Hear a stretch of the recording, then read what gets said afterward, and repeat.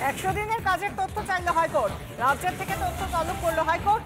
প্রকল্পের কাজের অগ্রগতি কি, শ্রমিকরা কেন কাজ পাচ্ছেন না, হাইকোর্টে অভিযোগ জানিয়ে জনস্বার্থ মামলা। রাজ্যের কাছে রিপোর্ট তলব হাইকোর্টের। আগামী বৃহস্পতিবারের মধ্যে রিপোর্ট দিতে নির্দেশ। আমাদের সঙ্গে টেলিফোনে রয়েছেন প্রতিনিধি প্রিয়াঙ্কা রায়। প্রিয়াঙ্কার, হাইকোর্টের তরফ থেকে ঠিক কি বলা হয়েছে এই বিষয় নিয়ে? দেখো, বিষয়টা যে উঠে আসছে, রাজ্যে 100 দিনের কাজের প্রকল্পে কত কাজ দেওয়া হয়েছে এবং সেই প্রকল্প চালু থাকা সত্ত্বেও প্রকল্প শ্রমিকরা কেন কাজ পাচ্ছে না তা নিয়ে রাজ্যের বক্তব্য তলব করলো কলকাতা হাইকোর্ট। বক্তব্য তলব ডিভিশন বেঞ্চ। আগামী বৃহস্পতিবারের মধ্যে রাজ্যকে রিপোর্ট हाईकोर्ट रिपोर्ट। मेरा सफेद तुरंत खुले, भरपूर झाग दे और इसकी स्मार्ट साइंस दे स्मार्ट केयर और फ्रेशनेस। मेरी चॉइस मेरा सफेद। এমনটাই নির্দেশ দিয়েছেন প্রধান বিচারপতি ডিভিশন বেঞ্চ। প্রসঙ্গত বলে রাখা প্রয়োজন, রাজ্যে 100 দিনের কাজ চালু থাকলেও অনেকে সেই কাজ পাচ্ছে না বলে অভিযোগ তুলে হাইকোর্টে দায়ের হয় জনস্বার্থ মামলা। সেই মামলায় আজকে কলকাতা হাইকোর্টের তরফ থেকে নির্দেশ দেওয়া হয়েছে। বিশাখা,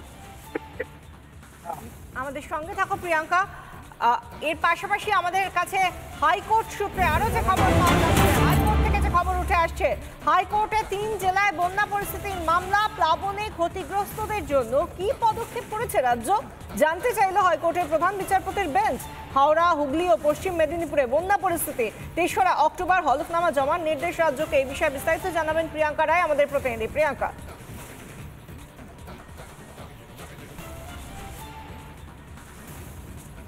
প্রিয়াঙ্কা, প্লাবনে ক্ষতিগ্রস্তদের জন্য কি করেছে রাজ্য সেই নিয়ে জানতে চাইছে হাইকোর্ট। এই নিয়ে আরো বিস্তারিত জানাও।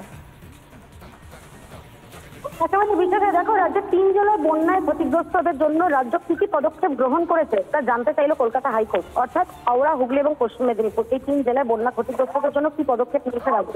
বৃহস্পতিবার প্রধান বিচারপতির অর্থাৎ আজকে প্রধান বিচারপতির ডিভিশন বেঞ্চ এই বক্তব্য জানিয়েছে। কলকাতা হাইকোর্টের তরফ থেকে জানানো হয়েছে আগামী 3রা অক্টোবর রাজ্যকে জানাতে হবে বন্যায় ক্ষতিগ্রস্তদের জন্য কি কি পদক্ষেপ করা হয়েছে। অর্থাৎ বোঝাই যাচ্ছে যে মামলা দায়ের হয়েছিল কলকাতা হাইকোর্টে, সেই মামলাকে এবার হস্তক্ষেপ করলো এবং রাজ্যের থেকে তাদের বক্তব্য জানতে চাইলো কলকাতা হাইকোর্ট। বিশাখা, ধন্যবাদ প্রিয়াঙ্কা।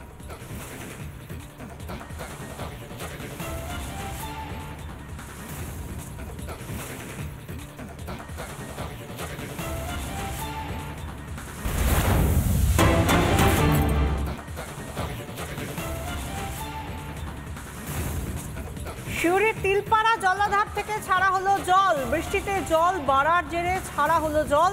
ময়ূরাক্ষী নদীতে বাড়লো জল। জলস্তর বেড়েছে ব্রাহ্মণী নদীতেও। ব্রাহ্মণী নদীর জলস্তর বাড়লো এবং সেই জল দেখতে পাচ্ছেন কিভাবে হুহু করে জল যাচ্ছে। জল ছাড়া হয়েছে শিউরির তিলপাড়া জলাধার থেকে।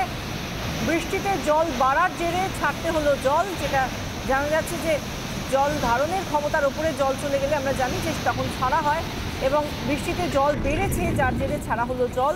ময়ূরাক্ষী নদীতে জলস্তর বেড়েছে, একই সঙ্গে জলস্তর বেড়েছে ব্রাহ্মণী নদীতেও। জল ছাড়ার ছবি দেখতে পাচ্ছেন, শিউরি থেকে তিলপাড়া জলাধার থেকে জল ছাড়া হয়েছে, তার জেরে যেভাবে জল যাচ্ছে সেই ছবি সরাসরি বীরভূম থেকে।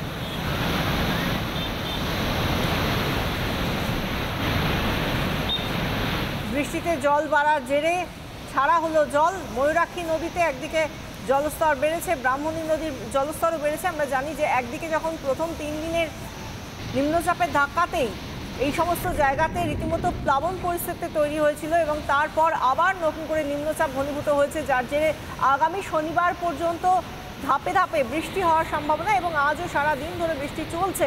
সেই জায়গা থেকে এই জলস্তর বেড়ে যাওয়াতে আরও জলের পরিমাণ বাড়ছে, যে কারণে শিউরির তিলপাড়া জলাধার থেকে জল ছাড়া হয়েছে। বৃষ্টি চলছে এবং তার মধ্যেই জল ধারণের যে ক্ষমতা, সেই ক্ষমতার উপর দিয়ে জল চলে যাচ্ছে। সেই কারণেই জল রাখা যাচ্ছে না, আর সেই জায়গা থেকে জল ছাড়তে বাধ্য হলো তারা। শিউরির তিলপাড়া জলাধার থেকে জল ছাড়া হয়েছে।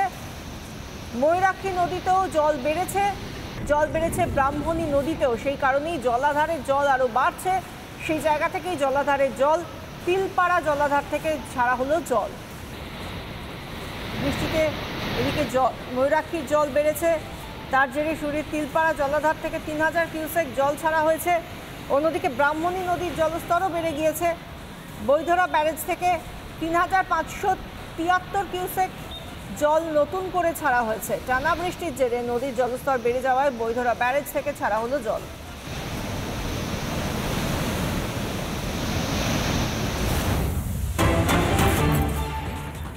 বীরভূমের পাশাপাশি মালদা, নতুন করে প্লাবিত মালদার ভূতনি এলাকা। ফুলহার নদীর জলে বন্যা পরিস্থিতি, জলের তলায় পুজো প্যান্ডেল, মাথায় হাত পুজো উদ্যোক্তাদের। উঁচু বাঁধের উপর অস্থায়ী মণ্ডপ তৈরির সিদ্ধান্ত। আর মাত্র হাতে গোনা কটা দিন এবং তার মধ্যেই এত বৃষ্টি, তার জেরে একেবারে ফুলহার নদীর জল ফুলে ফেপে উঠেছে। তাতে করে বন্যা পরিস্থিতি ভূতনিতে, মালদার ভূতনি এলাকা প্লাবিত, নতুন করে জলের তলায় চলে গেল পুজো প্যান্ডেল। আমাদের প্রতিনিধি দীপঙ্কর এই নিয়ে কি প্রতিবেদন তুলে ধরলেন দেখুন। মানিকচকের ভূতনির হিরানন্দপুর এই এলাকা আজকে জলমগ্ন। 8,500 মানুষ আজকে জলমগ্ন অবস্থায় পড়ে রয়েছে। কবে এই জল কমবে সেটা কিন্তু একটা প্রশ্ন হয়ে দাঁড়িয়েছে। তবে এখানকার মানুষ, সামনে দুর্গাপুজো, শারদ উৎসব, সেই ক্ষেত্রে কিন্তু আমরা দেখতে পাচ্ছি এই জলের মধ্যেই মণ্ডপ কিন্তু করা হয়েছে এবং এই জলের মধ্যেই দেবী মূর্তির কাজ কিন্তু শুরু হয়েছে। দুর্গাপূজার কোনো অংশে তারা খামতি রাখবেন না, পুজো কিন্তু হবে, তেমনটাই কিন্তু এখানকার মানুষ বলছে। আমি একটু কথা বলবো এখানে যিনি আছেন পুজো কমিটি। পুজো এবার কি হচ্ছে? হ্যাঁ, পুজো আমাদের জল বেশি হয়ে যাওয়ার জন্য 2-3 দিনের মধ্যেই জলটা প্রচুর বেশি হয়েছে, এই জন্য এখন প্যান্ডেল এবং প্রতিমার কাজ বন্ধ আছে। আমরা আশা করছি কয়েকদিনের মধ্যেই জল অনেকটা কমে যাবে, তারপরে আবার আমাদের প্যান্ডেল এবং প্রতিমার কাজগুলো আরম্ভ হবে। আমরা আশা করছি 1 সপ্তাহের মধ্যে জল নেমে যাবে এই মাঠ থেকে, আশা করি।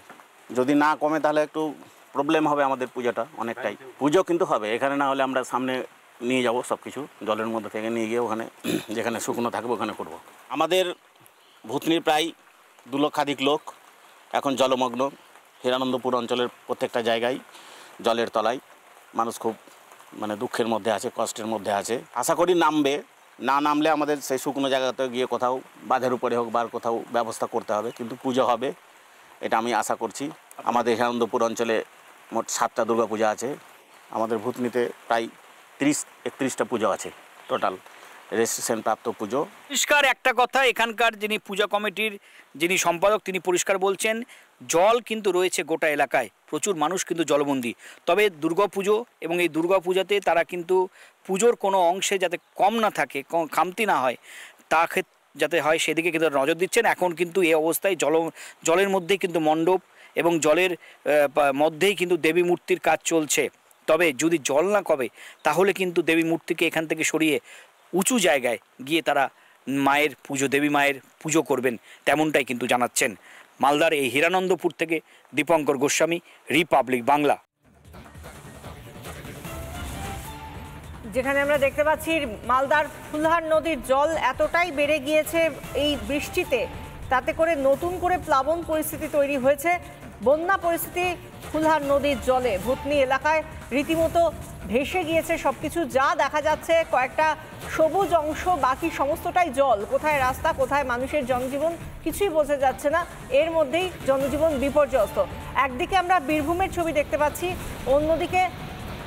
অন্যদিকে আমরা প্লাবিত যে মালদার ভূতনি এলাকা সেখানকার ছবি দেখতে পাচ্ছি। একদিকে জল ছাড়া হচ্ছে বীরভূমের সিউড়িতে, জল ছাড়া হচ্ছে জলাধার থেকে, এবং তার মধ্যেই আরও যে ছবি দেখতে পাচ্ছি সিউড়ির তিলপাড়া জলাধার থেকে যখন জল ছাড়া হচ্ছে তখন সেই জায়গায় কিভাবে জল একেবারে ঢেউয়ের মতো বয়ে চলেছে সেই ছবিও দেখতে পাচ্ছি, কারণ রাখা সম্ভব হচ্ছিল না এত জল। একদিকে ব্রাহ্মণী নদীর জলস্তর বেড়ে গিয়েছে, ময়ূরাক্ষী নদীতে জলস্তর বেড়ে গিয়েছে, তার জেরে ব্যারেজ থেকে জল ছাড়তে হয়েছে। অন্যদিকে মালদার ফুলহার নদীর জলে প্লাবন পরিস্থিতি নতুন করে।